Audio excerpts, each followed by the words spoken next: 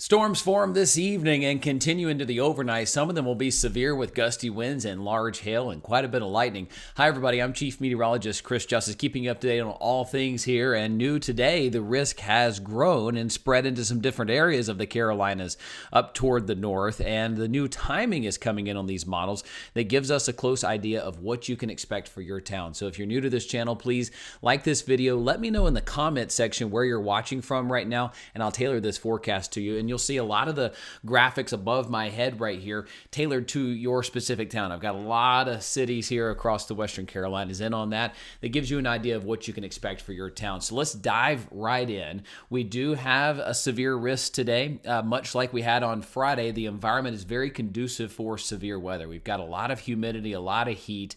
That said, we had some pretty rough storms on Friday. That does what we call work over the atmosphere. So I do think a lot of the Western Carolinas especially may in fact be just a little worked over as far as the atmosphere is concerned. So I don't think the capacity or the capability is as much as it was on Friday.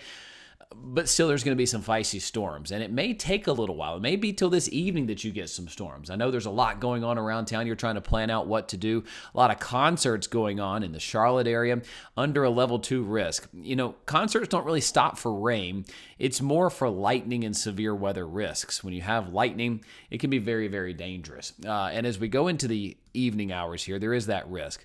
Many of you have asked about the tornado threat. You know, this time of the year, you can never say never when it comes to tornadoes, but right now I just don't see a very pronounced threat for that. If there is one, it would be down toward Panama City, through Destin and Pensacola into the southern part of Alabama today. As far as the wind is concerned, that would be the primary threat with these storms that do form in the Carolinas. Wind gusts in excess of 60 miles per hour, certainly possible in any of these storms. And just like yesterday, we could have hail across the Carolinas. We'll need to look at that closely. Now, you see here a very interesting comma shape. There is an upper level low right here. Upper level low is a meteorologist's woe. That's the old saying. Well, in this case, there's this low that is sitting here cranking out more storms. So another risk for severe weather has developed here during the day on Sunday, mainly along the I-95 corridor from Miami up through Raleigh, Durham, into Virginia. So we'd have to watch this area closely for some strong storms on Sunday, but it doesn't look to materialize much for the Western Carolinas. This threat today across the Western Carolinas is in place, and we'll have to watch that closely, especially in the eastern half of the area from Spartanburg, Cherokee, Union counties eastbound. That's where the wind threat is as well. And you know, again, I can't say never, but the tornado threat's, you know, very, very low, less than 2%, probably 1 or 2%. You know, 5% is when you start getting concerned. I mean, a 5% chance of a tornado is somewhat of a concerning look, but we don't have that here across the Carolinas. So let's time out these storms for you. So, you know, later today, we're talking 2, 3, 4, 5 o'clock. You know, there's that first initial batch trying to roll on through. Let's look at where the models are kind of trending right now. So some broken activity trying to move through between 2 o'clock and 5 o'clock. That would be our first round that tries to roll on through. Some of these storms that form in the evening, 6, 7 o'clock, they could be severe. They could be strong with gusty winds.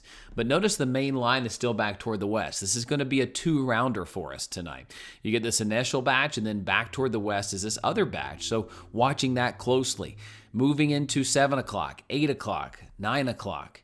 Here's 10 o'clock. Between 10 p.m. and midnight is when this secondary line is going to roll through. Likely some very heavy rainfall, likely some strong winds in this, and likely some thunder and lightning. I'll show you the lightning in just a moment. And that would roll through between, say, 10 o'clock and midnight, all right? Let's extend this out a little bit more. What does Sunday hold? Well, that upper low doesn't go anywhere. Here we are at 5 a.m., 6 a.m., 7, 8 o'clock in the morning on Sunday. Most of the Carolinas are completely dry. But that said, there's some upper level energy here that could crank out some additional storms. Let's fast forward to the afternoon hours and why there's a low risk for severe weather along the I-95 corridor. If those storms do materialize, they could be strong to severe. But behind this does come a punch of some cooler air. You see at the top of my head, some of the mountain communities are going to get colder as we go on through. So we'll be watching that closely as it rolls on through. And then things kind of simmer on down just a little bit. Let's go in a little bit closer on the storm fuel.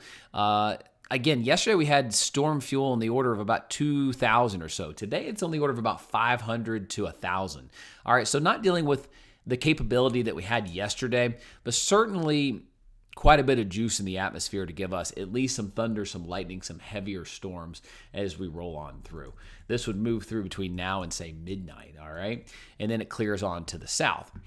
How about radar and lightning? So this is specifically looking at the lightning threat today. Certainly this afternoon and evening, there's a chance for some lightning across any of these storms that form, but it's really this main line that's going to produce the lightning. Now, Charlotte got a lot of concerts going on, Bank of America Stadium.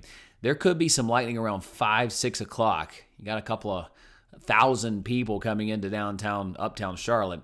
That could be an issue. And then tonight, 10, 11 o'clock, I do expect some electricity out of these storms. So do expect to hear some thunder. If your dogs, maybe your kids, don't like the thunder, know that there could be some between 10 p.m. and about midnight.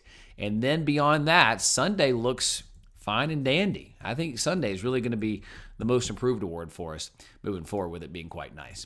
Let's zoom this in a little bit closer, help you time out community by community. Here we are into the afternoon, evening hours.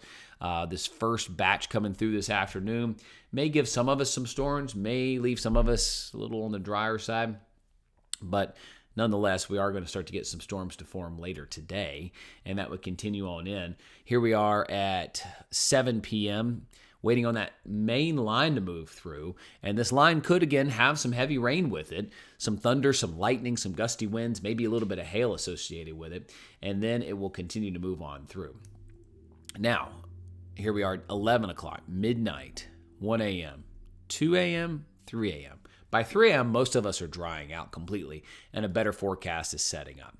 So a blocking pattern, you've probably seen it online. There's a big upper level dip in the jet stream here. 2 eyeballs staring at you right here. See a little nose, maybe a smiley face down at the bottom.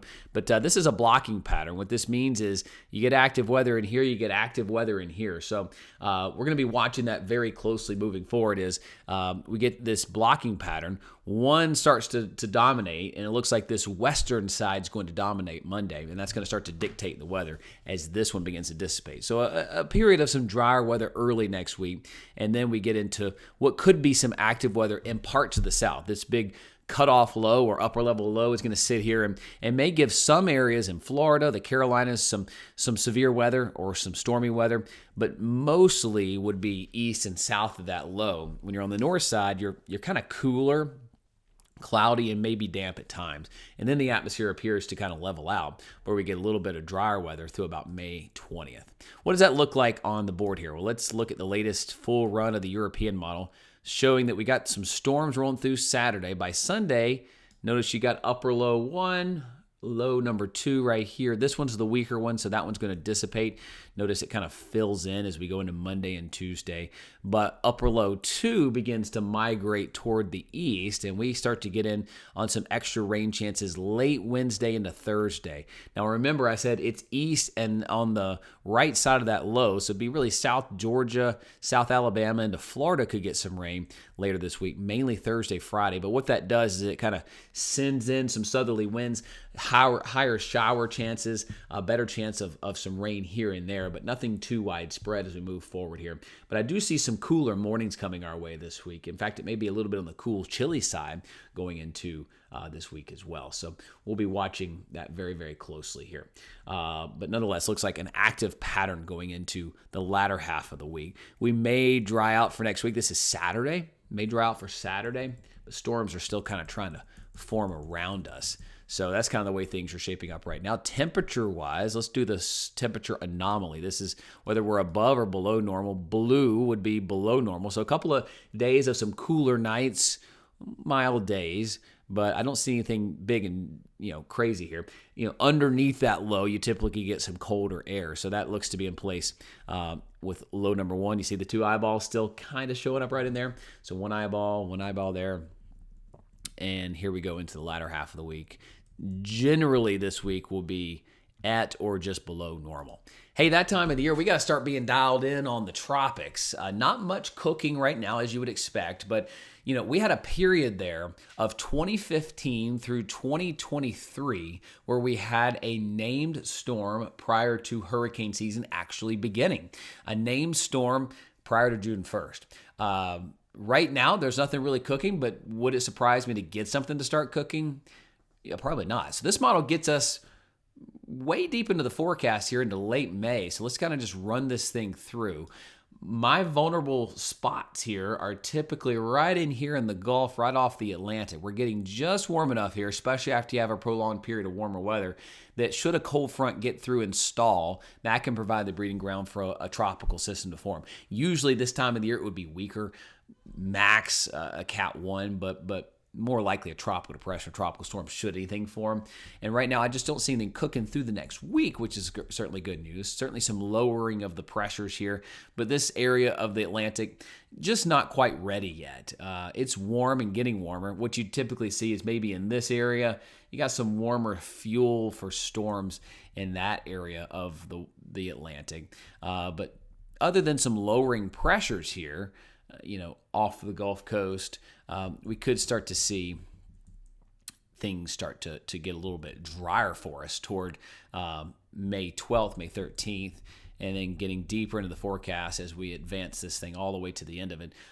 Really to May 18th, May 19th, nothing really cooking in the Atlantic basin until then. But again, like I said, it would not surprise me to start to get some things really getting a little bit more active in the next 2-3 weeks. You start to see, we're watching it. We'll see a little National Hurricane Center spot highlighted 10%. It's like, oh, here we go. The beginning of tropical season as we know it. Seems like just yesterday we were getting past Helene, and here we are almost 8 months removed from Helene, and the signs are just everywhere. I was hiking today and saw just remnants of Helene and bridges washed out and trails that were impassable. It'll take a while to get back to normal after Helene, for sure. So, folks, simple fact of it is we're going to have some storms today. And if you appreciate my no-nonsense approach to forecasting, please subscribe to this channel if you don't already. Follow it. Let me know in the comment section where you're watching from. And a great tool here is to turn on the notifications. That way, any kind of post that I do, a severe warning, a radar alert that should be issued, you have that little bell turned on, it will notify you on your phone, sort of like a push alert that, hey, new video has dropped or new picture has dropped, letting you know where any kind of forecasting troubles could be. Folks, hope you have a great rest of your day, and I will keep you posted.